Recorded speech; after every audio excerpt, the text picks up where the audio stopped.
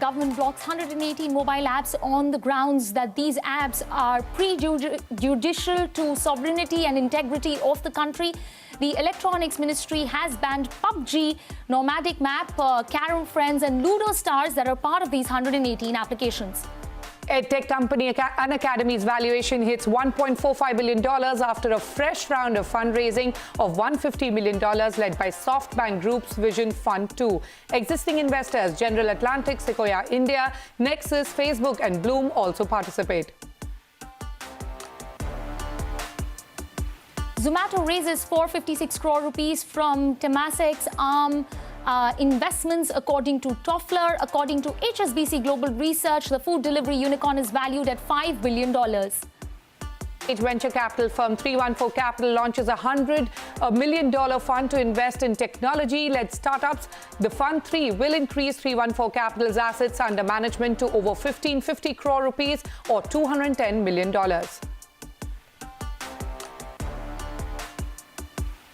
Koye Pharma raises 30 crore rupees in debt from NBC Black Soil Capital. The company will primarily use funds to strengthen its position in the domestic formulation market and to fuel its growth led by working capital requirements. Flipkart Wholesale launches digital platform for kiranas and local MSMEs. The e-commerce giant also enters the B2B wholesale sector with the fashion category to begin with, aims to onboard 50 brands and over 250 local manufacturers in the first phase.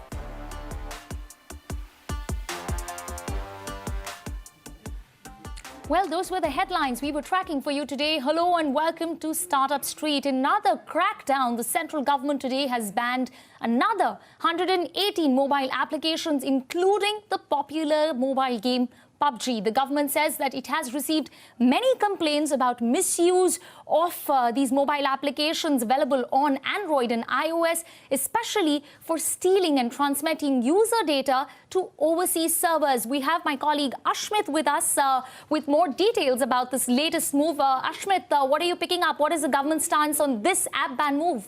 Well, this is clearly round two of the offensive as far as the government is concerned, targeted at apps. Let's begin by something that's conspicuous by its absence. From the government release that came out only minutes back, it clearly, there is no mention of the word China or Chinese as a part of this press release that has come out. But the intent of the government is very clear. It has focused its attention on 118 such apps, which it says are prejudicial to the interests of the country, its defense, as well as its sovereignty and security and public order. The main grouse that the government seems to have expressed, at least by way of the press release, is whereby they've stated that they have received complaints from none other than the Home Ministry itself, that these complaints very clearly say that these apps are responsible for, in fact, collecting, mining user data, transmitting it to overseas users, and that is extremely harmful to the interests of the country, that needs to be protected, that needs to be guarded against, and that the remedy that the government has taken under Section 69A of the Information Technology Act is to go ahead and to ban the use of these apps. Now, let's keep in mind that this is round two. The first round, of course, we saw a banning of 59 apps, where that is the time TikTok had been banned. So clearly, round two of the government's offensive, and the intent is quite clear, whereas it's conspicuous by its absence, the name China as a part of the press release, but the intent of the government being very, very clear that they will aggressively defend the data rights of the country's citizens. Back to you. Joining us now to know more about this issue are Vineet Kumar, founder and president, Cyber Peace Foundation, as well as Nikhil Pahwa. Vineet, let me first start with you. You know, what kind of cyber security threats did PUBG pose, and really what effect will this ban have on PUBG users? Well, thank you, and it's a pleasure to be here. If you talk about these applications, we feel that the data is the new oil, and that's what the government has been really putting forward its views, and the different applications that were banned in the first round and now 118 apps today. It really states that data is very important, and what government feels that many of these data actually were being leaked out, and data was being stored in the foreign land, and that this data was being misused. In fact, there have been several cases of data being harvested, and also it kind of poses a threat to the national security, is what the government believed. And I'm just going through the orders. A majority of the apps that have been banned are either games, and PUBG being the major app, In fact, PUBG is something that the children and in fact the youth play quite a lot. And there have been a lot of cases that have been reported. In fact, as a civil society organization also, we keep getting complaints by children about the usage of the app, about trolling and different incidents. But here it mostly talks about the national security aspect, because the data is getting leaked, data is getting stored somewhere, which is out of India. And that's why the government now, there's a lot of discussion going on data localization, and also the information warfare. Many of these countries now have been understanding how data plays a very important and key role. And that's how these apps have been banned. One more point that I'd like to state here. Right. Yeah. Okay, Vineet, I'm sorry. Well, I have to jump in here. Nikhil, let me bring you in to this conversation at this point. Any common theme that you have seen when it comes to these 118 applications? Because I know the last time the ban was there was a strong focus on these apps being Chinese. But that's not something that you can say about these 118 applications. And also your reaction, your takeaways from this app ban move. Well, I think the apps are Chinese. Most of these apps are Chinese, and I think that's the common theme. Look, this is a political response to a situation. India and China are at loggerheads right now. There is occupation of disputed territory or Indian territory right now at the borders, and this is more of a political decision than anything else. Look, data is stored all across the globe. I don't think that's really that much of a concern. And it's important for the global nature of the internet that data be stored in territories where there are laws that protect the rights of citizens. In fact, India has, in its submission to the open-ended working group at the UN, suggested that the country's sovereignty should extend to the data of its citizens, no matter where in the world it is stored. What is here a situation is that these apps could have been used by the Chinese government to harm Indian users, to harm Indian citizens, to harm Indian infrastructure, potentially through DDoS attacks, if possible. China's laws allow the government to exert control over the companies, and they can force these companies to move against India in some shape or form. So under those circumstances, and because in India, right, Indian companies are protected by Indian law, in China, the government has complete control. So under those circumstances, I think we need to be very cautious of dealing with democracies versus dealing with totalitarian governments that have control, right? So I think if this data was stored in Europe or in a part of the world where there's not an adversary, or where there are human rights laws which are in play, I think India's response would have been different. And it should be different under these circumstances. Here, it's an adversary. It is a risk for Indian citizens and Indian infrastructure. And I think the government's done the right thing. Okay, the government's done the right thing, according to Nikhil Pawar. Nikhil, since we have you, I have to digress from the app ban issue and ask you about that, all-important parliamentary committee meeting that you were present at today, which, has been called on, to also discuss with Facebook representatives on prevention of misuse of social media platforms. I know, you may not be able to disclose a lot, but you were also part of the Delhi government's committee on Facebook and their role, as a social media platform. If you could just tell us what all this means for Facebook. Do you see Facebook now, bowing under pressure to actually change some of their community standards in India? Well, we haven't seen changes in community standards in India, and frankly, I can't talk about the Parliamentary Standing Committee proceedings because that's bound by privilege, and I don't want to break privilege. But views that I shared at the Delhi government deposition was that Facebook's become a very powerful platform, and it has transcended, regular intermediaries and small apps, etc. And it can exercise that power that can harm democracies and harm countries that it operates in if it wants to. Or it can allow other players, whether within the country or outside the country, to harm the democratic process. And under those circumstances, we need regulations for those entities that can wield such power. We need to look at regulations. We need to look at transparency and accountability from Facebook also, so that we know that there is no implementation of a bias or a human intervention that is favoring one political party versus another. Over the last few weeks, we've had all political parties accuse each other, frankly, right? And we don't, when everyone will feel that they have been harmed by Facebook. We don't need that situation. We need transparency and accountability from Facebook, and for laws to basically ensure that while free speech is protected on the internet, bad behavior is still punished. All right. Thanks, Nikhil. I have to thank you here. Thank you to the guests for joining us to talk about the app ban. And staying with the Facebook issue, like I mentioned earlier, a parliamentary committee on IT headed by Congress leader Shashi Tharoor had called Facebook representatives today for a hearing on the prevention of misuse of social media platforms. And sources are telling us that Facebook's India head Ajit Mohan was also present at the meeting today, is what we are hearing from sources. Now, Facebook has not confirmed it. They have not responded to our queries. Now, remember, this development comes amidst growing heat on Facebook in India following reports that a senior Facebook executive for public policy had asked her team to not apply hate speech rules to certain posts of BJP politicians.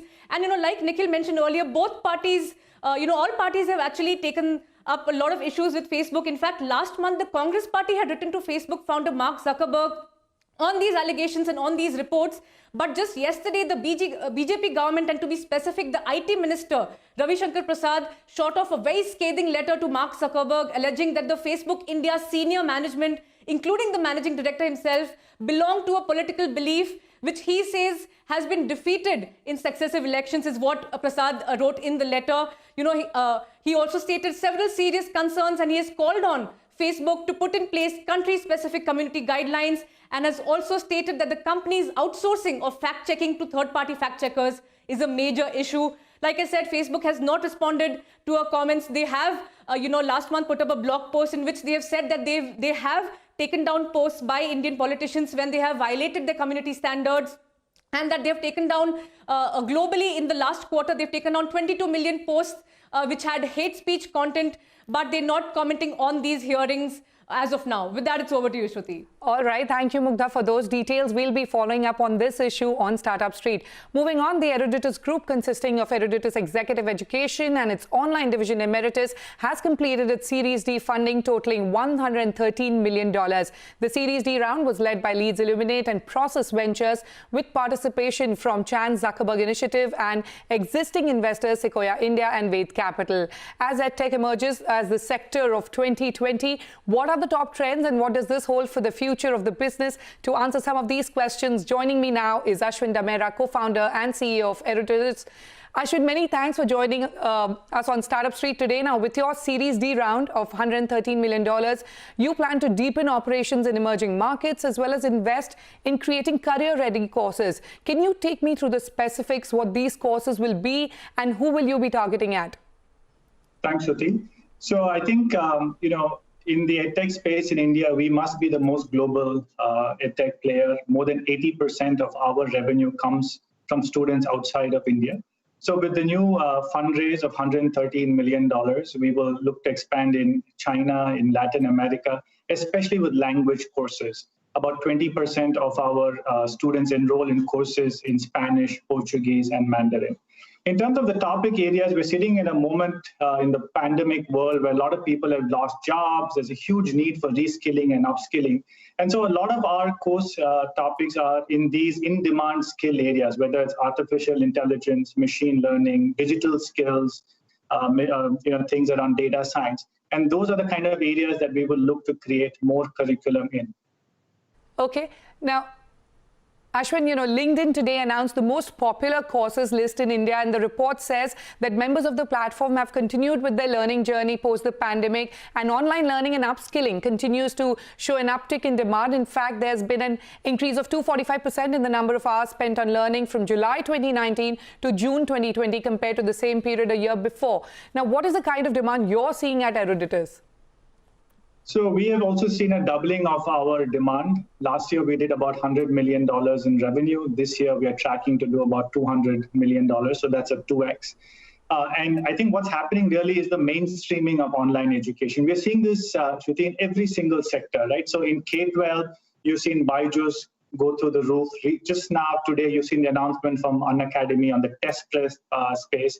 And in higher education, I think Eruditus is clearly the market leader, and we've also seen this tailwinds thanks to COVID. You know, my final question to you, Ashwin, what are the recent trends you're seeing? As per the recent LinkedIn Learning stats, you know, members spent over 420,000 hours learning in July 2020 alone, compared to 97,000 in July 2019 in India. What are the courses that you're seeing in demand? Also, what is the age group that, you know, that you're targeting and you now see getting more traction from? You know, the funny thing is today, everybody is learning online. My 5-year-old and 7-year-old kids are learning online. My parents who are 60 plus, they're learning online as well. So there's actually no age group anymore, I think, in the world that we are in. For us, specifically in higher education, our students typically have about 5 to 10 years of work experience. So they are early career or mid-career professionals. And the topics that are relevant for them are topics that are completely skill related or job ready, right? So NASSCOM has already said that only 1 out of 10 engineers who come out of colleges in India are actually employable, right? So a lot of it is computer science, Python, which by the way was the #1 skill on that LinkedIn survey. It's again data science, fintech, blockchain, these kind of new age topics, which is where I think automation and digitization, the whole world is gravitating to. That's what is most popular on our platform. Ashwin, thank you so much for joining us today on Startup Street. It's time for a short break, but up next, UK-based CDC Group recently committed $10 million to India's homegrown technology venture capital fund, Chirate Ventures Fund 4. We catch up with Srini Nagarajan, Managing Director and Head of Asia at the CDC Group, and Sudhir Sethi, Founder and Chairman, Chirate Ventures, after this short break. Don't go anywhere.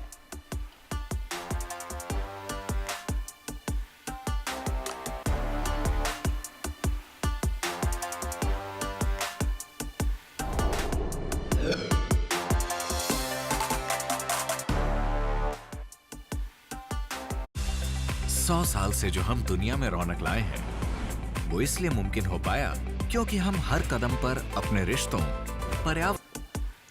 Welcome back. You're still with us on Startup Street. Now, UK's publicly owned impact investor, the CDC Group, has recently committed $10 million to India's homegrown technology venture capital fund, Chirate Ventures Fund 4, to essentially support highly scalable tech-enabled companies and startups in India. Now, CDC's commitment falls under its South Asia Venture Scale-Up Program. And joining me right now to talk more about this partnership is Srini Nagarajan, Managing Director and Head of Asia at the CDC Group, and Sudhir Sethi, Founder and Chairman of Chirate Ventures. Srini, let me start this conversation with you. CDC, of course, has been supporting sustainable and long-term growth of businesses, mostly in South Asia and Africa, for a long time now. And now you have shifted focus to Indian startups in a big way. Talk to us about the strategy. Sure. Thank you so much. And it's actually a pleasure talking to you. As you know, we have been in India for the last 30 years. We are a UK DFI, development financial institution, striking a balance between achieving our developmental goals and our commercial returns. As a DFI, I think we invest to support economic and social development, improving the lives of the people in most of the underserved parts of India. I think to answer your question very specifically, we believe VC innovation and technology are essential routes to achieve higher realizations in the hands of producers and reduce the cost of services. The brick and mortar model is a very expensive model from the point of view of cost income ratios. So the last 18 months, we have closed around 8 VC transactions, to around $130 million, with many more in the pipeline for the year. Yes. And Chirate is definitely a very important investment for us from the point of view of technology to deliver impact at scale. I must add my final point, we keep climate change at the heart of whatever we do and what we invest. And we have committed 30% of our balance sheet to climate change investments from next year. Absolutely. You spoke of some of the investments that you've made in India. So let me go ahead and say that for our viewers, you have invested in Ankur Capital, Ayana Holdings, Omnivore, and these are just some of the names. And now, of course, Chirate Ventures has been added to that list. So Sudhir, let me talk to you at this point and ask you as to what, to your mind, makes this partnership with CDC a perfect fit, and also how, Srini just spoke about the prime focus when it comes to climate change. How many startups in India are actually focused on that sector as we speak? I think, thank you. and thank you for inviting me here again. CDC relationship is absolutely crucial to us, not only as a financial investor, but also the knowledge which we have gained from CDC's wealth of information and experience which they have in the whole ESG and measuring impact space. Now, I must say we are not an impact fund. And I think CDC has recognized that a financial investor can create tremendous impact onto its consumers and SMEs, etc.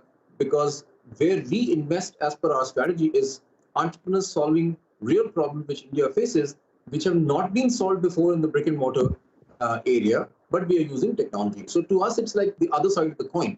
And I think that's a very important recognition for us by CDC as a DFI and one of our other investors, IFC, saying that you're a financial investor, but we believe that you're making enormous impact in the market space where entrepreneurs are solving very real problems using technology, and your outreach is at a very massive scale.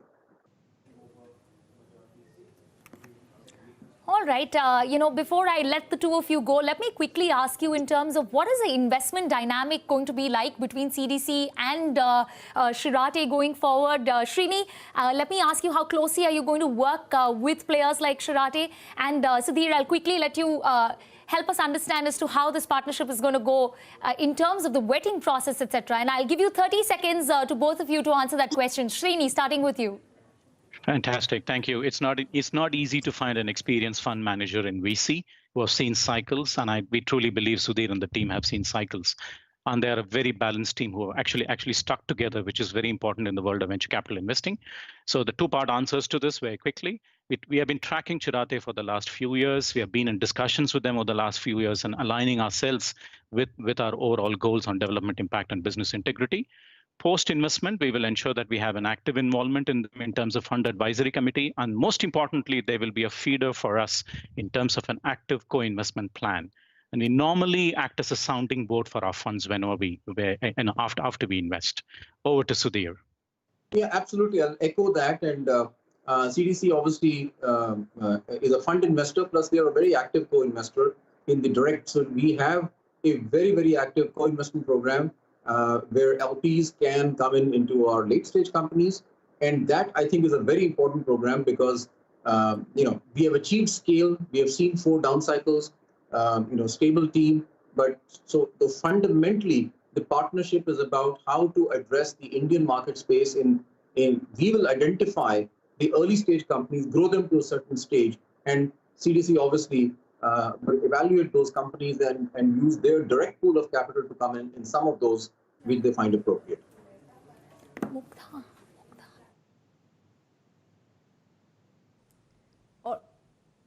All right, thank you so much. Thank you so much for your time. Quickly, since we're running out of time, we have with us the man of the moment, Gaurav Munjal of Unacademy, which has raised $150 million in a round led by SoftBank and has become the newest unicorn on the block with a valuation of $1.45 billion. Gaurav, welcome on the show. Congrats on the funding and the new unicorn status. Can you just tell us, what it means to have SoftBank as your investor, and what are the discussions you've had with them on how you want to grow the company going ahead?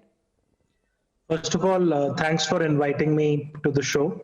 With SoftBank, we have been having a conversation since the last 1.5 years, and they believed in our mission of democratizing knowledge, making it more accessible, making it more affordable.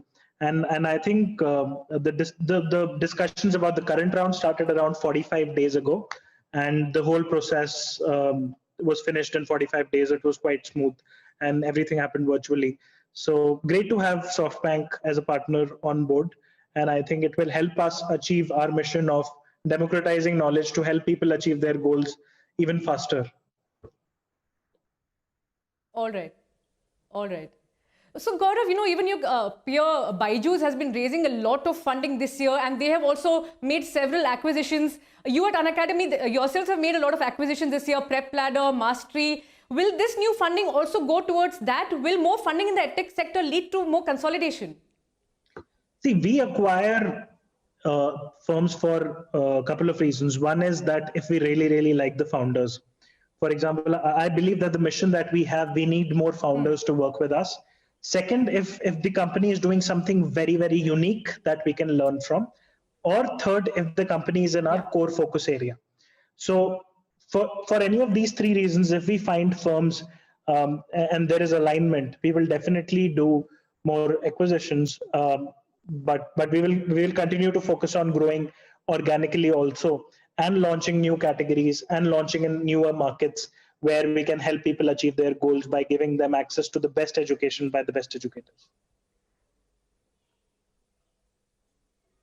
All right, Gaurav. And since we're running out of time, I wanted to talk to you about your official partnership with IPL. That's the big news in the startup world. But I do understand that Unacademy had also bid for the title sponsorship, which has gone to Dream 11. Any comments on that, and what kind of spend will you look at with the IPL sponsorship? I mean, I can't comment on that currently, but what I can say is that IPL is something which our target audience really watches. And, it's a great platform for us to be on board and make sure that our brand reaches out to even more people in the country. All right, Gaurav. Thank you so much for joining us. Congratulations once again. With that, it's a wrap on this edition of Startup Street. Thank you for watching. Stay tuned to CNBC TV 18.